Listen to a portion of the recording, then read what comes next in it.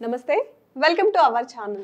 చాలా మంది మోకాళ్ళ నొప్పులతో ఇబ్బంది పడుతూ ఉన్నారు కదా. మరి ఈ కీళ్ళ నొప్పులకి ఇంట్లోనే చికిత్స విధానం ఎలా చేసుకోవాలో ఈ రోజు ఎపిసోడ్లో తెలుసుకుందాం. దాన్ని వివరించడం కోసం ప్రస్తుతం మనతో పాటు ఉన్నారు సత్యకర్మ గారు. సార్ నమస్తే.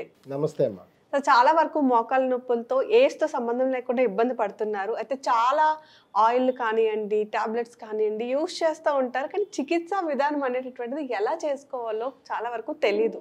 సో ఇథినో మెడిసిన్లో మనకి చికిత్సా విధానం ఇంట్లోనే సులువుగా చేసుకోవచ్చు అంటున్నారు. మరి ఆ ప్రాసెస్ ఏంటో వివరిస్తారు.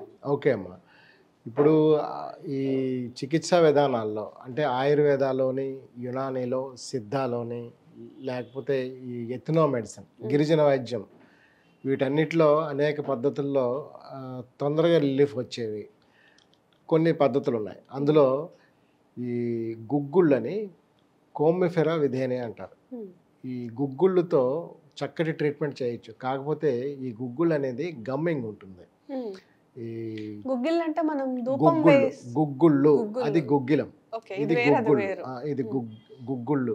గుగ్గుళ్ళు అంటేనే దొరుకుతుంది ఆయుర్వేద షాప్స్లో కానీ బయట షాప్స్లో మీరు ఎంక్వైరీ చేస్తే దొరుకుతుంది. ఇది 1 గ్రామ్ చిన్న పీస్ తీసి దాన్ని బాగా దంచి కలవం కొట్టాలి. కలవం కొట్టి కొంచెం వాటర్ వేసి త్రిఫల చూర్ణం ఒక 5 గ్రామ్స్, అంటే దానికి 4-5 రెట్లు ఎక్కువ. ఇది 1 గ్రామ్ అయితే ఒక 5 గ్రామ్స్ త్రిఫలతో నానబెట్టాలి. నానబెట్టి నైట్ అంతా నానబెట్టి మార్నింగ్ వాటర్లో మరిగించి ఆ కషాయం తాగి లోపలికి అదంతా లోపలికి వెళ్ళిపోయేటట్టుగా తీసుకోవాలి. ఈ రకంగా కొన్నాళ్ళ పాటు చేసినట్లయితే ఈ పెయిన్ రిలాక్సెంట్స్గా బెస్ట్ రిలాక్సెంట్గా పనిచేస్తుంది. ఈ మోకాళ్ళ దగ్గర కానీ, భుజాల దగ్గర కానీ, వెన్ను భాగంలో కానీ అనేక భాగాల్లో ఈ కీళ్ళ సమస్య ఉండేటప్పుడు న్యాచురల్ పెయిన్ కిల్లర్గా పనిచేస్తూ వాపుని తగ్గించే లక్షణం కూడా ఉంటుంది దీనికి. ఇది అద్భుతంగా పనిచేస్తుంది. దీంతో పాటు బోస్వేలియా సెరేట్ అంటారు, గుగ్గిలం. ఇది గుగ్గిలం. ఇది ముందు చెప్పింది గుగ్గుళ్ళు, ఇది గుగ్గిలం. ఈ గుగ్గిలం అంటే దోపు గుగ్గిలం అంటారు కదా. ఈ దోపు గుగ్గిలం చక్కగా పౌడర్ చేసి వస్త్రగాళితం పట్టాలి. వస్త్రగాళితం అంటే గుడ్డలోని ఇలా అంటే కారుతుంది, జల్లెడి పట్టడం అంటారు. అంటే వస్త్రం అంటే అంత సన్నటి దార పడి బాగా పౌడర్గా వస్తుంది. ఇది డస్ట్ వస్తుంది, వస్త్రగాళితం వస్తుంది. మళ్ళీ దాన్ని మిక్సీ చేయడం కానీ మళ్ళీ దాన్ని రంగరించి వస్త్రగాళితం అనేక రకాలుగా పడితే ఈ పౌడర్ అనేది వస్తుంది. దీన్ని ఏం చేస్తామంటే రోజుకి ఒక పూటకి 2 పూటలు వాడాల్సి వస్తుంది. ఇది బెల్లంతో. ఇది 2 or 3 గ్రామ్స్ 5 గ్రామ్స్ వరకు యూజ్ చేయొచ్చు. 5 గ్రామ్స్ పౌడర్ని బెల్లంతో కలిపి ఉండ చేసి ఉదయం ఒకటి, నైట్ ఒకటి, సాయంత్రం ఒకటి, ఫుడ్కి ముందు, భోజనానికి ముందు ఇలాగా కొన్నాళ్ళ పాటు చేసినట్లయితే ఈ కార్టిలేజ్ డెవలప్మెంట్కి ఇది బాగా ఉపయోగపడుతుంది. ఏదైతే జిగురు పదార్థం లేటెక్స్ అయితే ఏదైతే పోతుందో మోకాళ్ళ దగ్గర అది న్యాచురల్గా తయారయ్యే పద్ధతి అవుతుంది. దీంతో పాటు శ్రద్ధ తీసుకోవాల్సింది ఏంటంటే విటమిన్ డి. ఈ రెగ్యులర్గా డాక్టర్స్ ఏం చేస్తారంటే ట్యాబ్లెట్స్ పెడతారు. మరి న్యాచురల్గా విటమిన్ డి ఎట్లా వస్తుంది? D3 కింద కన్వర్ట్ అవ్వాలంటే సన్లైట్లో ఉండాలి. మిడ్ సన్లైట్ అంటే 12 నుంచి 1 గంట, 1 గంటన్నర, అంటే అంత సన్లైట్ కనీసం 10 నిమిషాలైనా ట్యాప్ చేయకపోతే ఈ D3 కింద కన్వర్ట్ అవ్వదు. అది చూసుకోండి. ఇది చాలా అత్యవసరమైనది. ఇవి చేస్తూ తర్వాత ఈ 2 చికిత్సా విధానాల తర్వాత వెల్లుల్లి, ఇది యాంటీబయాటిక్ పేస్ట్ కింద ఉపయోగపడుతుంది. యాంటీబయాటిక్స్ ఇవ్వటం వలన కూడా మనకి ఈ పెయిన్ నివారణ అనేది వస్తుంది. 2 లేదా 3 వెల్లుల్లి రెమ్మల్ని శుభ్రంగా చెదగొట్టి కొంచెం నీళ్లతో మరిగించి దాంట్లో పాలు, మిల్క్ యాడ్ చేసి కాస్త పసుపు యాడ్ చేసి మరిగించి రోజు తీసుకుంటున్నట్లయితే పెయిన్ రిలీఫ్గా పనిచేస్తుంది. ఈ కీళ్ళ నొప్పులకి ఇది ఒక చికిత్సా విధానం. ఇది యాంటీబయాటిక్ నేచురల్గా పనిచేస్తూ జలుబు, దగ్గు, ఈ తుమ్ములు రాకుండా పనిచేస్తుంది. గుండె జబ్బులకు కూడా చాలా మంచిది. ఇదే పద్ధతి హార్ట్ స్ట్రోక్స్ రాకుండా, అంటే ఈ వాల్వ్స్లోని ఈ కొవ్వు పేర్కొనే కొవ్వుని తగ్గించడం కోసం అద్భుతంగా ఉపయోగపడుతుంది. ఇది 2 రకాలుగా ఉపయోగపడుతుంది. ఈ వెల్లుల్లికి అనేక ఔషధ గుణాలు ఉన్నాయి.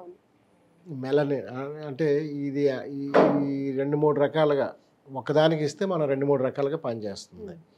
అలాగే ఇప్పుడు దీనికి పెయిన్ కిల్లింగ్ ఆయిల్ బయట నుంచి అప్లికేషన్ చాలా మంది వాడతారు. ఇది 100 రకాలుగా తయారు చేయొచ్చు. ఇప్పటి వరకు చెప్పుకునేది చికిత్సా విధానం, అంటే ఇంటర్నల్ గా మన సిస్టమ్ ఇంకా ఉన్నాయి, ఇంకా బాగా అనేకం చేసేది. ఉన్నాయి. కొన్ని చెప్పుకున్నాం. కొన్ని చెప్పాము. తర్వాత పారిజాతం ఆకులు దొరుకుతాయి బయట. ఓకే.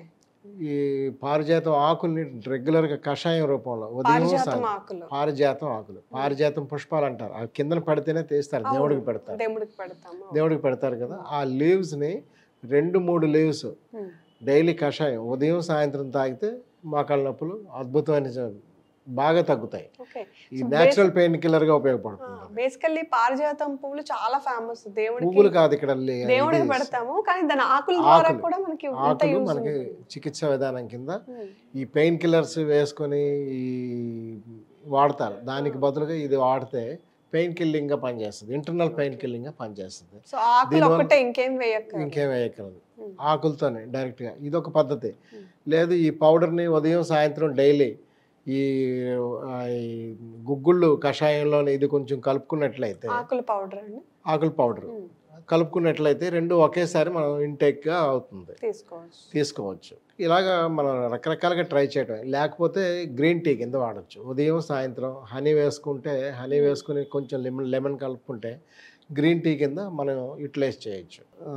తర్వాత వావిలాకు అప్లికేషన్లో వాడచ్చు. ఆ వావిలాకు ఒక పావు కేజీ ఉంటే దానికి డబుల్ ఆఫ్ ది ప్రపోర్షన్, ఒక పావు కేజీ ఆయిల్ కంటే ఎక్కువ, అంటే నువ్వుల నూనె సెసేమం ఆయిల్తో చక్కగా మరిగించి పైకి తేలిపోయి పరపరాలు ఆడలాకు తేలిపోయే వరకు ఉన్నట్లయితే మంచి ఆయిల్ తయారవుతుంది. దాన్ని డీక్యాంట్ చేసుకున్నట్లయితే ఈ వేడిగా ఉండే ఆయిల్ పెయిన్ రిలాక్సెంట్స్గా పనిచేస్తుంది, అప్లికేషన్లో పనిచేస్తుంది. ఆయిల్ వేడిగా ఉంటున్నప్పుడు ఈ కర్పూరం ఈ కర్పూరాన్ని ఎంతైనా కలపచ్చు. 100 గ్రాములు కర్పూరం కలిపితే ఆ మంచి వాసన ఉండి ఈ చొరబడే లక్షణాన్ని పెంచుతుంది. కర్పూరంలో మనకి ముద్ద కర్పూరం, పచ్చ కర్పూరం ఇలా ఉంటాయి కదా, ఏదైనా వేసుకోవచ్చా? ముద్ద కర్పూరం ఏ కర్పూరం అయినా వాడచ్చు. ఈ దాంట్లో కొన్ని రకాల ఆయిల్స్ దొరుకుతాయి. చందనం ఆయిల్ అని, ఇంకేమైనా యాక్సరీస్ కలుపుకోవచ్చు. ఏమీ లేకపోయినా ఇది అద్భుతంగా పనిచేస్తుంది. ఈ రకరకాల బోల్డ్ డబ్బులు ఇచ్చి బయట కొనే ఆయిల్స్ కంటే ఇది 100 రెట్లు బాగా పనిచేస్తుంది. తర్వాత నల్లేరు వడియాలు తయారు చేసి తింటారు. ఇది చాలా మంచిది. ఒకటోది, ఇది లేకపోయినట్లయితే నల్లేరుని బాగా డ్రై చేసి బాగా ఆరబెట్టి దాన్ని పౌడర్ చేసేసి వస్త్రగాలితం పట్టాలి. వస్త్రగాలితం లేదా జల్లెడ పట్టి పౌడర్ తీసుకురావాలి. ఈ పైన దీంట్లో ఫైబర్ కంటెంట్ ఎక్కువగా ఉంటుంది. ఆ ఫైబర్ అంతా ఎలిమినేట్ అయిపోయి ఈ పౌడర్ని తీసుకొని ఉదయం సాయంత్రం కషాయం తాగినట్లయితే ఇది చాలా అద్భుతంగా పనిచేస్తుంది మోకాళ్ళ నొప్పుల మీద, పెయిన్ కిల్లింగ్ మీద.